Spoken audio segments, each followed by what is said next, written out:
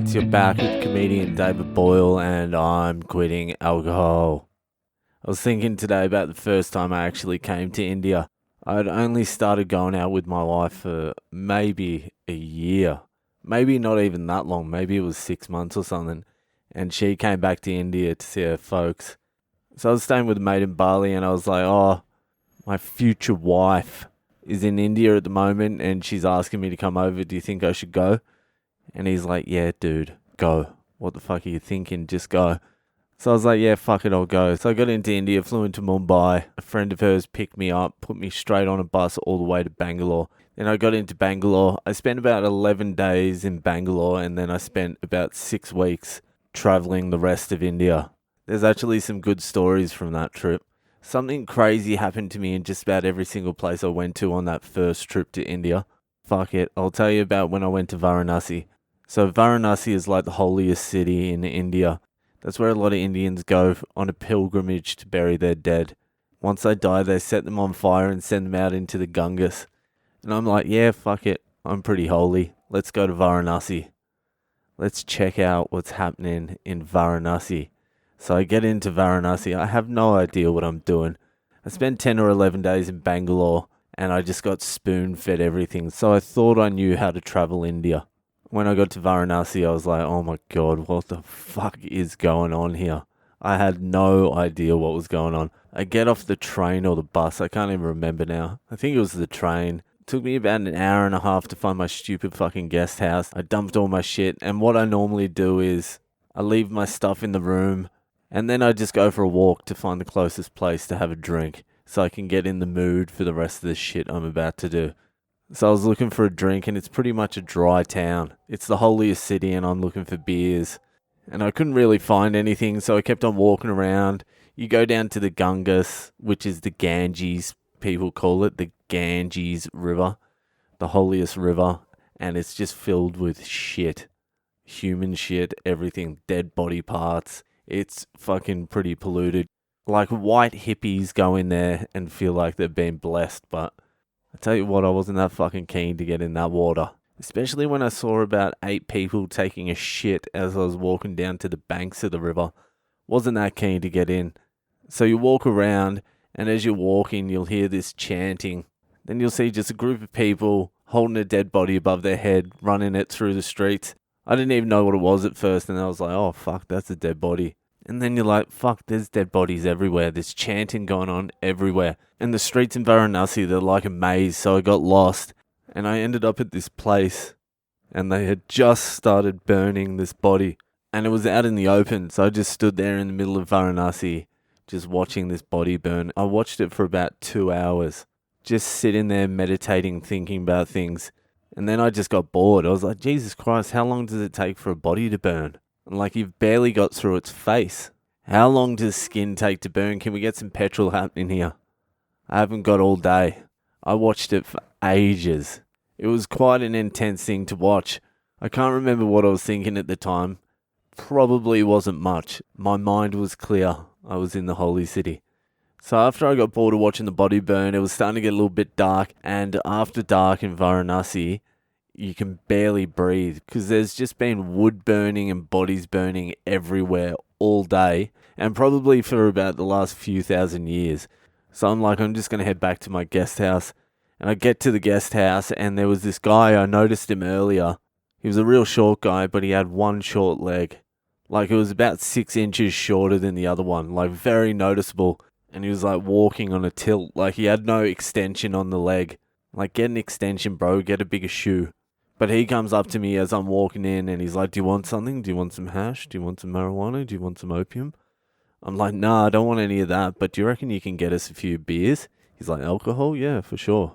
And so I just gave him a bunch of money, and he bought me a bunch of booze. And I just went into my room to process the day, to get drunk and go, wow, I'm really spiritually enlightened, I think. I really know a lot about the world. I've seen a lot of things. And here I am in the middle of the holy city, in the bedroom by myself, slamming beers. It was beautiful. Once I got a bit drunk, I went out that night, got a boat on the Ganges, watched them light all the candles and all that sort of stuff. It was beautiful, it was spiritual, it was good, whatever. So the next day, I go out, do the same thing, walk around the streets, get lost, dead bodies everywhere, flying around everywhere, watch another one burn for a little while, get bored, go back to my guest house, and fucking short legs out the front again. And he's like, do you want something? I'm like, I'll get some more beers. He's like, have something else. We have hashish. Very good hashish. Very good hashish. We have opium. Very good opium. Very good opium. And then I'm like, so you have opium? He's like, yes, come. Come with me. Come with me. Come with me, I'll show you. I'll show you. No need to buy. No pressure to buy. No need to buy. So I was like, alright, Limpy, let's do it. If there's no pressure to buy, I'll come see what you got. And so fucking Limpy gets me on the back of his bike and just starts fucking flying through the streets of Varanasi, the chaotic streets of Varanasi. I'm almost falling off the back. I'm like, this guy, despite his disability, this guy can ride. And so we sort of ride a little bit out of town and we get to this quiet area where there's no bikes or anything anymore. We get there. He tells me to wait around the corner for a second. Then he comes and gets me.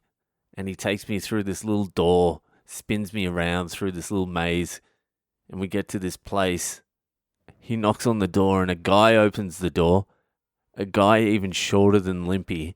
Like he was up to my fucking nipple or something. And not a midget either. Like just a short dude. And he was fat. But the main thing you noticed about him is he had like black and white skin. Like you know how you see people with blotches of like white skin? Like if you see black people and sometimes they have blotches of white skin. Well, this guy looked like a fucking Dalmatian. Like half his face was white and half of it was black with blotches. I was like, this guy is the weirdest dude I've ever fucking seen. And this was the dude. This was the dealer. So he brings me in. He's a very charming man, this guy. Even though I was kind of shitting myself, I'm like, what kind of black magic is this guy pulling on me? And then he tells me to sit on the floor. He sits on the floor. And then he unwraps this cloth. And he just has bags of shit. And he's like, this is hashish. This is black hashish from Iran. This is from Afghanistan, blah, blah, blah. I'm like, I'm not really after hash. I'm like, do you have any opium? He's like, yes, I have opium, of course. And he opens up another bit of cloth. He had like 6 different varieties. He had Afghani, he had Iranian, he had Indian. He had Indian stuff from the hills. He had Nepalese stuff. Then he's like, how much money do you have? I'm like, not much. He's like, well, this Afghanistan stuff, it's the best stuff. But it's expensive. It's $120 for 3 grams. I'm like, yeah, you're right. That is expensive. Then I'm like, how much is the Iranian stuff? He's like, oh, that's not as good. That's $80 for 3 grams. I'm like, really? It's not that good? Like, I'm not a connoisseur here, but how good is this Afghani stuff then? He's like, it's the best. You can't get better anywhere in the world. It's the best stuff in the world. I'm like, all right, well, Afghani it is then. I had no plans of going there and buying anything, but the situation called for it. Dalmatian man, Limpy, Varanasi. I was like, when in China, do what the Chinese do. Gamble. So I bought it. Limpy took me back to the hotel. I'm like, can you grab us some beers? He grabbed me some beers. I had to give him 2 for some reason. That was his fee. I don't know why I had to do that. So I started drinking in the bedroom, having a little party by myself. I'm like, yeah, I'm going to have some opium later tonight. It's going to be fucking sweet. I get about 5 long necks into it. I'm like, yeah, cool. I'm ready to roll. Let's do it. Then I'm like, oh, fuck. How am I going to smoke this? It's all wet and sticky. I'm like, I don't want to put it in a cigarette. I don't want to fucking burn it. And I don't want to eat it either. I don't want to put it in a tea. I'm like, I want to smoke it. How am I going to smoke it? Then my drunk brain got the idea of taking the light bulb from the roof and smashing it open and using that as like a crack pipe. The same way you would in a meth emergency. If you're ever in a meth emergency, use a light bulb. It doesn't work well. It's not the best option, but it works. So I was like, I'll just break a little bit of a circle out of the top of the light bulb and then I'll pop it in and I'll heat it up and I'll use the straw to do like spots.